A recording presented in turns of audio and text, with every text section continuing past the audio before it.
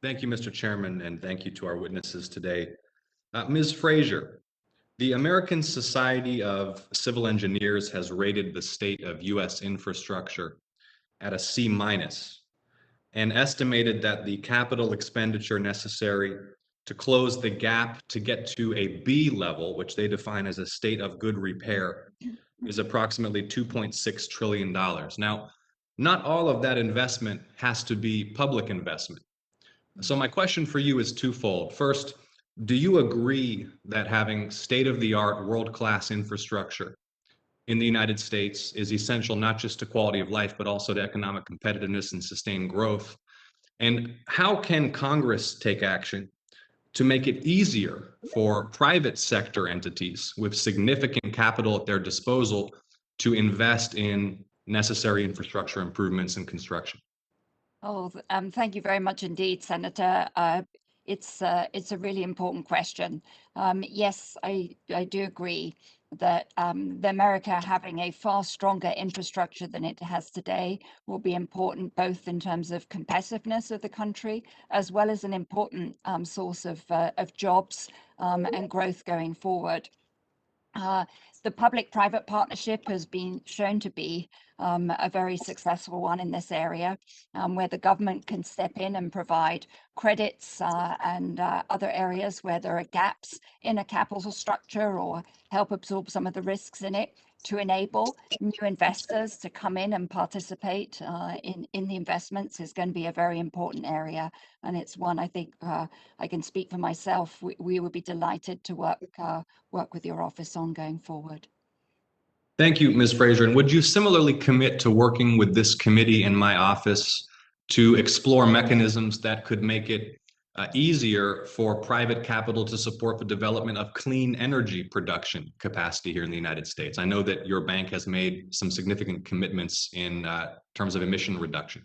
Yes, we would be delighted to do so. I think the development, as we've heard today, of new technologies in sequestration or in carbon capture and others will be absolutely essential in the transition ahead. We would be delighted to do so. Thank you. I look forward to those discussions. Mr. Solomon, I'd like now to turn to you. Could you please lend your perspective? What are the impediments and what are the opportunities for improvement to public policy to unlock more private capital for capital investments, improvements, construction of necessary infrastructure in the United States? So I appreciate the question, Senator, and I think that it's important for us to try to unleash a lot of the private capital that exists or is earmarked toward infrastructure. I think there's over $200 billion of private capital earmarked for investment in infrastructure in this country. I think that finding ways to collaborate from a public-private partnership perspective has always been a successful path to take. I think there are things that we can do to potentially expand activities by making certain tax-exempt financing easier, potentially for rural broadband or housing infrastructure more broadly. I think those are areas that would be worth exploring. Thank you, Mr. Solomon. I appreciate that. Mr. Diamond, I'd like to offer you the opportunity to respond to the same question, perhaps comment on the statements made by some of your colleagues. Yeah, no, I agree with everything they said. And I would just add that infrastructure is critical, but I would beg you, the Senate, to focus on the output, not the input.